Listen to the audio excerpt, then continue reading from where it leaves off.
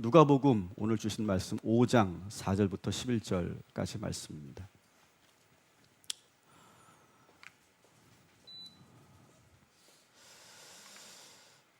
우리는 계속해서 복음 문장을 가슴에 새기고 있습니다. 그냥 배우는 정도가 아니라요, 여러분, 이 복음 문장이 계속 가슴에 새겨져야 돼요. 자, 한번 우리 복습을 해봅시다. 따라합시다. 하나님은 위대하시다. 하나님은 우리를 사랑하신다. 그래서 하나님은 예수 그리스도를 보내주셨다. 하나님은 우리를 자녀 삼아 주셨다. 하나님은 나의 아버지시다. 여러분, 이 복음의 문장이 조금씩 늘어나고 있습니다. 그러나 어렵지 않습니다. 어릴 때부터 우리가 배웠던 문장들입니다. 근데 여러분, 이 복음의 문장이 일상생활에서 계속 사용되어져야 돼요. 여러분의 상황 속에서.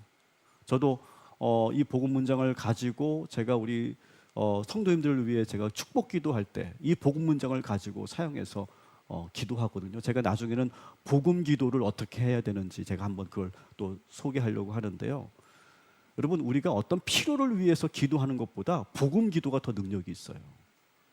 복음의 이 언어가 대단히 능력이 있는 거예요. 여러분, 위대하신 하나님을 선포하시기 바랍니다. 계속해서 하나님이 우리를 얼마나 사랑하시는지를 여러분 선포하시기 바랍니다. 우리 아이들에게도 듣든지 아니 듣든지, 얘들아, 하나님께서 너희를 얼마나 사랑하는 줄 아니? 하나님은 너희를 사랑하셔. 계속 그렇게 선포하는 거예요. 그리고 우리 하나님을 아버지로 부르고 우리 자녀들이 하나님을 아버지로 만날 수 있도록 이끌어내는 일, 그것이 우리의 사명이라고 그랬죠. 여러분, 이 기쁨의 소식이 여러분의 입에서 선포될 때마다 복음의 능력이 나타나게 될 줄 믿습니다. 저를 믿고 한번 해보세요. 진짜로 해보시라고.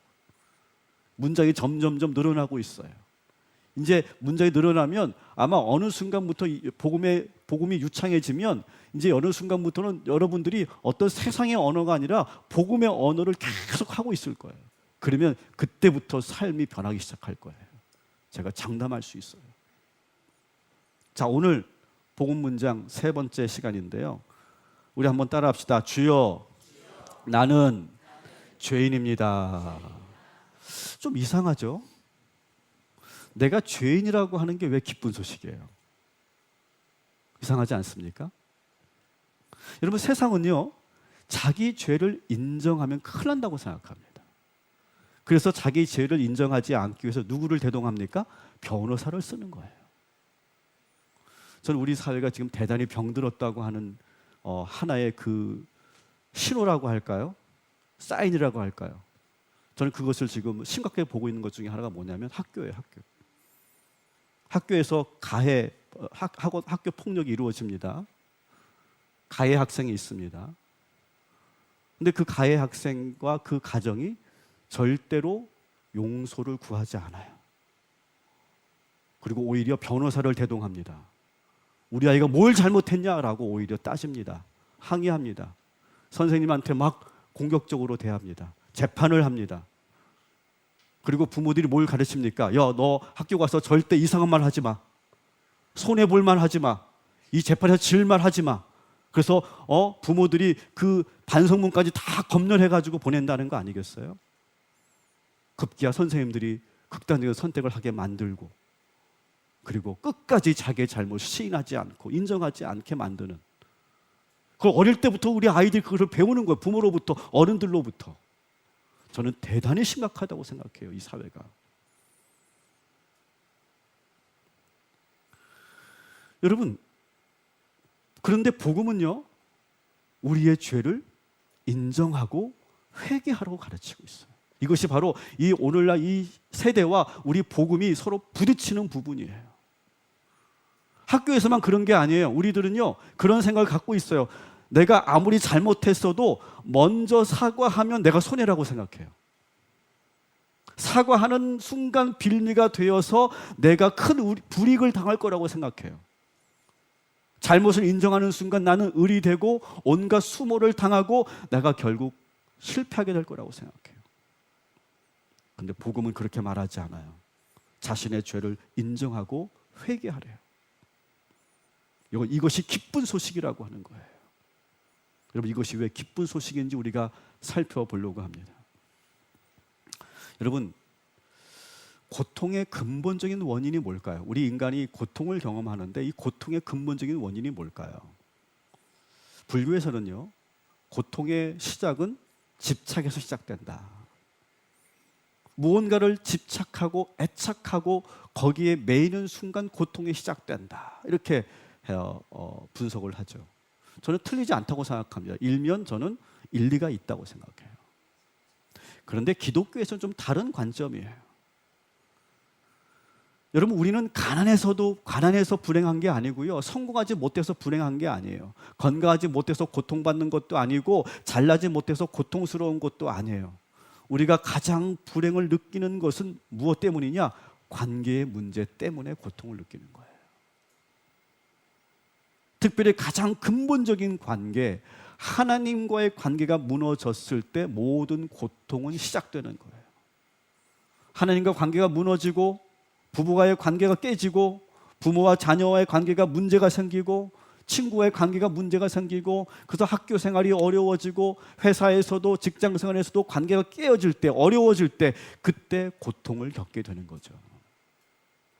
여러분이 아무리 돈을 많이 벌고 아무리 성공했어도 함께 기뻐해주고 진심으로 축하해줄 사람이 없다면, 여러분이 그 많은 돈으로 행복을 누릴 사람이 없다면, 여러분이 혼자 수백만 원짜리 아침을 먹어도 하나도 기쁘지 않을 거예요. 혼자일 때는요. 모든 관계가 깨어진 상태에서는요. 그런데 많은 사람들이 돈과 성공을 위해 달려가면서 모든 관계를 희생시킬 때가 참 많이 있죠. 정말 열심히 노력해서 달려가서 정상에 올랐는데 그때 비로소 주변을 보니까 아무도 없어요. 혼자 소리치면서 호호 나는 성공했다, 나는 정상에 올랐다 라고 혼자 막 좋아하지만 그 순간 그 이후부터 정막이 흐릅니다. 아무도 없거든요, 주변에. 그때 바로 진정한 고통이 찾아오는 거죠. 근데 여러분, 이 관계가 왜 깨지는 걸까요? 관계는요, 항상 위기가 찾아오기 마련이에요. 연애할 때도 그렇죠. 결혼할 때도 그렇죠. 친구와의 관계에서도 그렇죠. 한번 잘 생각해 보세요. 우리 교회 안에서 교우 간의 관계에서도 그래요. 반드시 위기가 찾아옵니다. 근데 위기가 찾아오는 데는 여러 가지 이유가 있는데 내가 잘못했을 때도 있고 상대방이 잘못할 때도 있어요. 내가 실수하든 상대방이 잘못을 하든 그때 위기가 찾아오는 거죠. 근데 그때 자기 잘못을 인정하지 않고 상대방 탓을 할 때, 적반하장으로 내가 막 더 공격할 때 그 관계는 부러지고 깨지는 겁니다. 자, 그렇다면 관계는 어떻게 다시 연결되는 걸까요? 따라합시다. 자기 잘못을 인정할 때입니다. 자기 잘못을 인정할 때, 그러면 사랑하는 사람은 언제든지 용서하게 되는 거고 그 관계는 다시 이어지는 거죠. 하나님과의 관계도 마찬가지예요, 여러분. 우리는 죄 때문에 하나님과 멀어졌죠. 여러분, 아담과 하와가 선악과를 따먹고 나서 한 행동을 보십시오. 선악과를 따먹고 나서 어떻게 합니까? 갑자기 자기들이 벗은 모습을 보고 부끄러워합니다. 그래서 서로가 서로 부끄러워서 옷을 헤입습니다. 그리고 어떻게 합니까? 나무 뒤에 숨습니다. 하나님을 보지 않으려고. 하나님과 거리를 두는 거죠. 그리고 아담은 하와에게 책임을 전가하고 하와는 뱀에게 책임을 전가합니다. 끝내 그들은 회개하지 않았어요. 그래서 결국 그들은 에덴 동산에서 쫓겨나게 된 거죠. 여러분, 죄라고 하는 게 바로 이런 거예요. 죄는요, 관계를 끊는 힘이 있어요. 근데 그 죄를 이기는 방법이 있는데 그게 뭐냐? 바로 회개하는 거예요. 회개하는 거. 죄를 이긴다는 것은 죄를 안 짓는 완전한 도덕적 인간이 된다는 말이 아니에요. 그런 사람은 세상에 없어요. 인간은 죄인이기 때문에 죄를 지을 수밖에 없어요. 우리는 한 주간도 여러분 수많은 죄를 지었어요. 실수하고 넘어졌어요. 생각으로, 마음으로, 감정으로 우리는 얼마나 많은 죄를 지었는지 몰라요. 죄라는 걸 알면서도 거짓말을 일삼았고, 우리는 죄라는 걸 알면서도 누구를 모함하고 누구를 부정적으로 얘기하고 했어요. 습관적으로 자기도 모르게 무의식적으로 죄를 짓습니다. 더구나 이 사회생활 자체는, 조직생활 자체는 내가 죄를 짓지 않고는 그 조직에서 살아남을 수 없는 그런 구조 속에 우리가 있죠. 여러분, 이 세상에는요, 도덕적으로 완벽한 인간이 아무도 없습니다. 있으면 한번 데리고 와보세요. 없어요. 로마서 3장 9절 10절 우리 같이 읽겠습니다. 그러면 어떠하냐? 우리는 나으냐? 결코 아니라. 유대인이나 헬라인이나 다 죄 아래에 있다고 우리가 이미 선언하였느니라. 기록된 바 의인은 없나니 하나도 없으며. 아멘. 여러분, 그리스도인이라고 났습니까? 우리는 의인입니까? 그럴 수 없다라고 말씀하시죠. 우리 모두는 죄인이에요. 그래서 하나님과의 관계가 깨어지고 모든 사람의 관계가 무너지는 거예요. 그 죄 때문에. 근데 그 관계를 회복하는 유일한 길은 뭐냐? 회개하는 거예요. 회개하면서 용서를 구하는 거예요. 그러면서 관계를 포기하지 않는 거예요. 그리고 하나님께로 담대히 나아가는 거예요. 그리고 누군가에게 잘못했으면 용서를 구하는 거예요. 여보, 잘못했어. 집사님, 제가 잘못했어요. 오빠, 내가 잘못했어. 그렇게 말할 수 있어야 되는 거예요.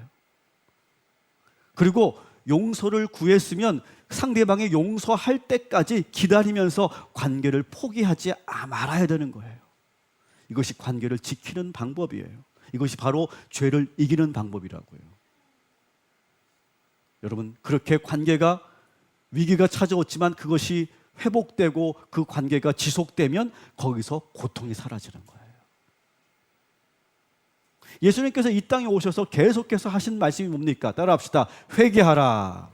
자, 회개하라고 하는 말은 너의 잘못을 내가 다 보고 있고 감시하고 있는데 너 자백해라고 그런 의미가 아닙니다. 회개하라고 하는 건 뭐냐? 따라합시다. 회개하며 하나님께 더 가까이 나아가라라고 하는 거예요. 회개하면서 더 가까이 나아가라고 하는 거예요. 회개하면서 하나님과의 관계를 끝까지 붙잡으라고 하는 거예요. 사람들과 관계에서도 마찬가지예요. 용서를 구하고 잘못을 시인하고 인정하는 거예요. 그러면 그 관계가 회복되는 거예요. 사랑하는 성도 여러분, 여러분의 인생에 지금 고통과 시련의 원인이 뭐라고 제가 말씀드렸습니까? 바로 이 관계의 문제라고 말씀을 드렸어요. 절대로 관계를 끊지 마시고 회복하시고 다시 시작하시고 절대 포기하지 마시기를 주님의 이름으로 축원합니다. 그렇게 되기 위해서 우리가 뭘 해야 된다고요? 내가 먼저 회개하는 거예요. 내가 먼저 시인하는 거예요. 부끄러운 게 아니고 손해보는 일이 아니에요. 우리의 고통을 없애는 일이에요. 예수님께서는 이 땅에 내려오셔서 또 불행하게 사는 사람들을 관찰하셨어요. 근데 또 불행하게 사는 사람들을 보니까 그들은 뭐가 있느냐? 죄책감에 사로잡혀 있는 사람들이에요. 여러분, 회개하라라고 하는 말씀은 어떤 그런 죄책감을 유발하는 그런 말씀이 아니라 따라합시다. 죄책감을 해결해라. 그런 의미예요. 회개하라고 하는 말은 너가 가지고 있는 그 죄책감을 해결해라라고 하는 의미예요. 예수님께서 수많은 사람들을 만나보시니까 그들이 모두 죄책감 때문에 고통받고 있다는 것을 알게 되셨어요. 여러분, 우리 이 시간 우리 자녀들하고도 예배를 드리는데 우리 부모님들 잘 기억해 주시기 바랍니다. 우리 아이들은요, 저렇게 천진난만하게 뛰어놀고 항상 해맑게 웃는 것 같지만 우리 아이들에게 뭐가 있는 줄 아세요? 죄책감이 있어요. 근거 없는 죄책감. 그래서 우리 아이들은요, 그런 생각을 한다는 거예요. 엄마 아빠가 싸우면 누구 때문이라고 생각할까요? 나 때문이라고 생각해요. 전혀 근거 없는 거예요. 근데 나 때문이라고 생각해요. 엄마가 지금 우는 것도 나 때문이라고 생각해요. 내가 태어나서, 이 가정에 태어나서 엄마 아빠가 불행해졌다고 생각해요. 전혀 근거 없는 거죠. 아빠가 화내는 것도 다 자기 때문이라고 생각해요. 그래서 여러분, 우리 그 영유아 어린이들은요, 이 죄책감의 문제가 대단히 중요합니다.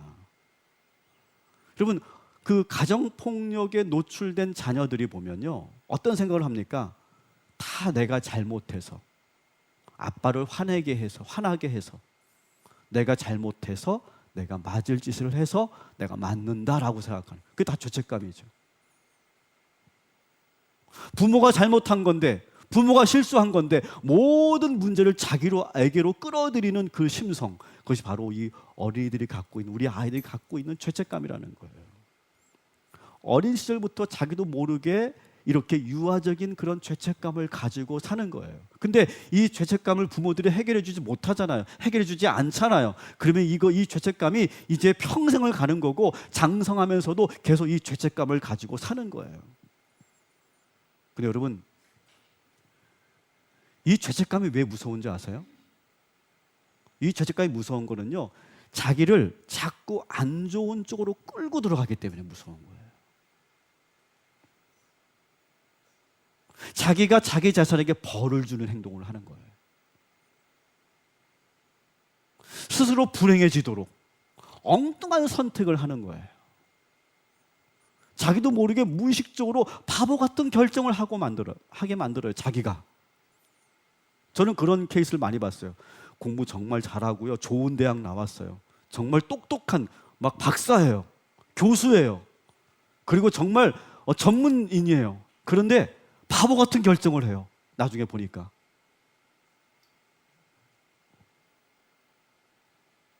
나를 더 사랑해 주는 사람이 있어야 되는데, 나를 더 사랑해 주는 사람이 있었어요, 젊을 때. 근데 그 나를 사랑해 주는 사람을 선택하지 않고 꼭 누구를 선택해? 나쁜 남자를 선택해. 그래서 내 발등을 내가 찍는 일이 참 많아요. 스스로 나는 행복해질 수 없어, 나는 행복해지면 안 돼, 그렇게 생각하는 거예요. 그 소리가 내 안에서 계속 흐르고 있어요. 그러면서 자기 자신을 자꾸 불행의 늪으로 빠져들게 하는 힘, 그게 바로 죄책감이에요. 그래서 무서운 거예요. 결국 그 사람이 불행해지는 거고 고통받게 되는 거죠. 여러분, 그 소리로부터 자유에 지시기를 주님의 이름으로 축원합니다. 예레미야 5장 25절 그 말씀 같이 읽겠습니다.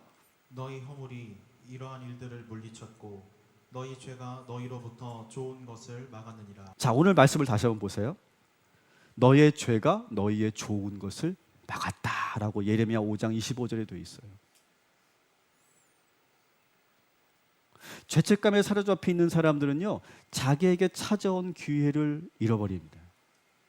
스스로 차버리는 거예요. 사랑하는 성도 여러분, 오늘 이 시간 예수 이름으로 여러분의 죄책감으로부터 자유에 지시기를 주님의 이름으로 축원합니다. 여러분, 우리가 회개하기만 하면 용서해 주신다고 하는 말씀, 여러분, 이 말씀을 우리가 믿어야 돼요.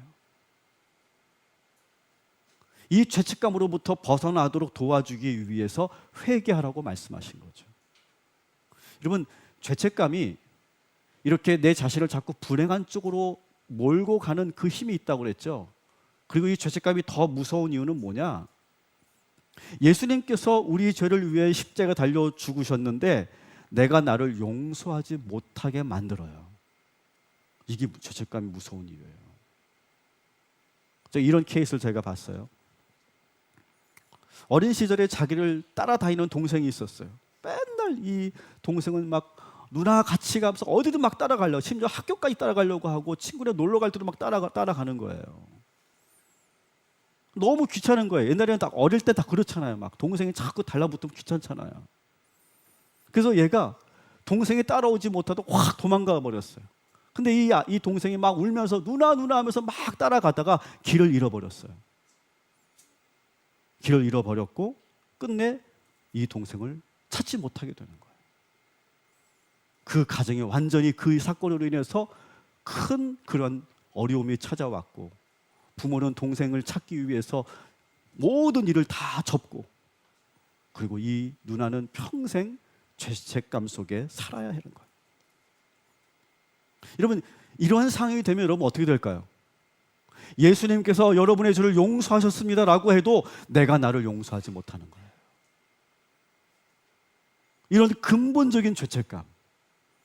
아마 여러분들에게도 이런 극단적인 케이스 아니지만 여러분들도 그런 게 있을 거예요. 나는 절대 용서받아서는 안 돼. 나의 그 잘못된 실수로 인해서 누군가가 나로 나 때문에 그렇게 된 거야 라고 하는 그 죄책감. 여러분, 오늘 이 시간 이 말씀을 들으시고 여러분 분명히 다시 한번 믿으셔야 돼요. 예수님께서 나를 위해 십자가에 달려 죽으셨고 우리의 모든 죄를 사여 주셨다는 사실을 믿으시기를 주님의 이름으로 축원합니다. 예수님의 이 죄사함의 복음을 여러분 듣고 믿으시기를 주님의 이름으로 축원합니다. 내가 나를 믿지 못하는 일, 내가 나를 용서하지 못하는 일, 그런 일이 없도록 여러분 오늘 이 시간 죄사함의 복음을 믿으시기를 주님의 이름으로 축원합니다. 계속 죄책감에 시달리면서 여러분의 인생을 허비하지 마시고 여러분의 삶을 망가뜨리지 마시고 주님의 이름으로 여러분 죄사함을 얻으시기를 주님의 이름으로 축원합니다. 따라합시다. 회개하였으면 용서받았음을 믿어야 합니다. 여러분 믿으시기 바랍니다. 죄책감으로부터 여러분 벗어나셔야 돼요. 그래서 이 회개하라라고 하는 말씀은 부담스러운 말씀이 아니라 기쁜 소식이고 복된 소식이 되는 거예요. 예수님과 베드로의 첫 만남의 이야기, 오늘 본문이죠. 예수님과 베드로의 첫 만남이 어떻게 시작되었습니까? 자, 누가복음 5장 8절. 네, 나오는군요. 누가복음 5장 8절 우리 같이 읽겠습니다. 시몬 베드로가 이를 보고 예수의 무릎 아래에 엎드려 이르되 주여 나를 떠나소서 나는 죄인이로소이다 하니. 아멘. 여러분 이 말씀을 잘 보세요. 베드로가 주님 앞에 무릎을 꿇고 회개를 합니다. 그러면서 관계가 시작된 거예요. 예수님과 관계가 시작된 건데요. 근데 여러분 이 이야기 여러분 잘 아시죠? 잘 아시죠, 그죠? 여러분 근데 여러분 이 이야기에서 베드로의 이 회개는 좀 뜬금없어 보여요. 베드로가 뭘 그렇게 잘못했나요, 지금? 무릎 꿇고 회개할 정도로 뭘 잘못했나요, 베드로가 지금? 아니, 예수님께서 배를 빌려달라고 하셔서 배를 빌려드렸고 또 그물을 정리하고 집으로 가려고 하는데 다시 고기를 잡으러 나가라고 하셔서 또 나갔고 또 깊은 곳으로 가서 그물을 내리라고 하시니까 또 그물을 내렸을 뿐이에요. 뭘 잘못했죠, 베드로가? 잘못한 게 보이기보다는 오히려 순종하는 베드로가 더 보입니다. 그런데 갑자기 이 베드로가 그 물고기를 수어 많은 물고기를 보고서 거기서 자기 자신이 죄인이라고 무릎 꿇고 회개하고 있어요. 왜 그랬을까요? 이런 거죠. 겉으로 보기에 베드로는요 참 착한 사람이에요. 말도 잘 듣고 순종하는 사람이에요.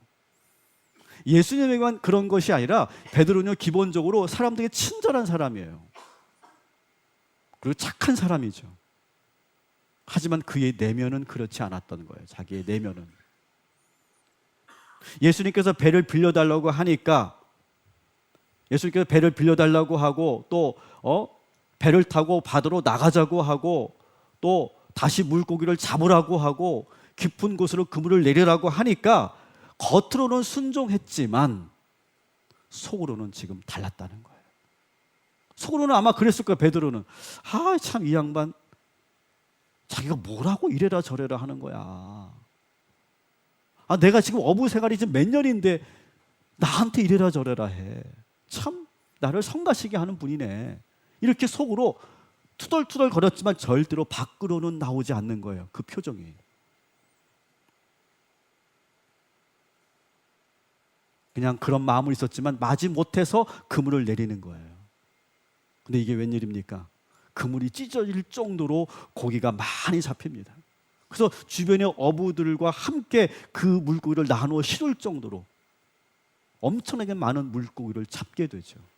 이 충격적인 사건을 목격하면서 그는 큰 충격을 받게 됩니다. 자, 9절 10절 우리 같이 읽겠습니다.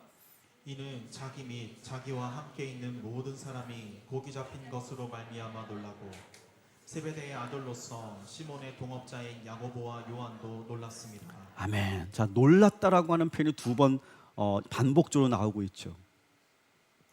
그는 크게 아마 큰 충격을 받았던 것 같아요. 그러면서 놀라면서 그 베드로의 내면에 동요가 일어나기 시작한 거예요. 그러면서 내가 어떤 사람인가를 똑똑히 보게 된 거죠. 아, 내가 얼마나 교만한 사람인가. 난 정말 위선적인 사람이구나. 겉으로는 네, 알겠습니다. 뭐 말씀에 의지하여서 그렇게 하겠습니다. 라고 말하지만 나의 속에서는 얼마나 교만하고 지금 화가 나는데도 지금 하고 싶지 않은데도 그냥 겉으로는 네네 하는 그런 자기의 위선적인 모습을 보게 된 거예요. 혼자 속으로만 했던 생각들, 혼자 중얼거렸던 말들이 떠오르면서 지금 어찌할 바를 모르게 된 거죠. 겉으로는 착한 사람인 척 하고 살았지만 자기의 마음속으로 얼마나 많은 죄를 짓고 있는지를 그는 이 사건을 통해, 예수님을 만남을 통해 깨닫게 된 거죠. 그래서 그가 예수님 앞에 무릎 꿇고 회개하게 된 거예요. 자신이 얼마나 큰 죄인인가를 보게 된 거죠. 따라합시다. 예수님을 만나면 나의 죄가 보입니다. 여러분, 이게 기쁜 소식인 줄 믿으시기 바랍니다. 여러분, 예수님을 만나면 나의 죄가 보이는 거예요. 베드로는 겉으로 드러난 것이 아무것도 없어요. 사실 이 본문에서는요, 베드로가 잘못한 것이 아무것도 없어요. 굳이 무릎 꿇지 않아도 됩니다. 속으로 지은 죄를 누가 합니까? 누가 알아요? 여러분 속으로 지금 짓고 있는 죄 누가 알아요? 아무도 몰라요. 그냥 내가 감추면 그만입니다. 내가 말하지 않으면 그만입니다. 그냥 이 상황에서 예수님 물고기 많이 잡게 해주셔서 감사합니다, 이렇게 하면 되는 거예요. 그런데 예수님을 만나고 놀라운 기적을 체험하고 나서 그는 자신의 내면에서 요동이 치고 시작합니다. 변화가 일어나기 시작합니다. 그러면서 나의 죄가 보이기 시작한 거예요. 내가 얼마나 교만하고 내가 얼마나 위선적인 사람인가를 보게 된 거예요. 내가 얼마나 투덜투덜 거리면서도 겉으로는 그렇게 순종하고 착한 사람처럼 행세했는가를 보게 된 거죠. 예수님을 인격적으로 만나면서 내가 얼마나 큰 죄인인가를 알게 되는 것, 깨닫게 되는 것, 이것이 복음이라는 거예요. 자기 자신의 연약함을 인정하고 내 마음속에 감춰져 있는 죄를 회개하고 하나님과의 관계가 회복되는 일, 그것이 바로 구원인 거예요. 그리고 베드로는 이렇게 회개하고 나서 어떻게 되죠? 예수님을 따르는 제자가 됩니다. 모든 것을 버려두고 예수님을 쫓게 되는 거죠. 저는 오늘 이 시간 정말 바라기는, 오늘 예배를 드리면서 여러분이 내면에 감춰져 있던 모든 죄를 회개하고 돌아가시기를 주님의 이름으로 축원합니다. 겉으로 드러나는 어떤 그런 법적인 죄, 어떤 도덕교과에서 나오는 그런 죄가 아니라 여러분 내면에서 아무도 모르는, 여러분만이 알고 있는 그 마음의 죄, 생각의 죄, 감정의 죄를 우리 주님 앞에서 엎드려 회개하고 돌아가시기를 주님의 이름으로 축원합니다. 따라합시다. 주여, 저는 죄인입니다. 여러분, 이 복음의 언어가 여러분의 삶 속에서 기쁨의 소식이라는 사실을 여러분 기억하시고 항상 내가 죄인임을 인정하고 회개하시기를 주님의 이름으로 축원합니다. 사랑과의 관계도 마찬가지라고 그랬어요. 그 관계를 회복하는 일은 나의 잘못을 인정하는 것밖에 없어요. 그 사람이 더 성숙한 사람이고 그 사람이 더 어른스러운 거예요. 그래서 끝까지 관계를 포기하지 마시고 그 관계를 잘 이어가는 저와 여러분이 되시기를 주님의 이름으로 축원합니다. 아멘. 오늘 주신 말씀 우리 기억하면서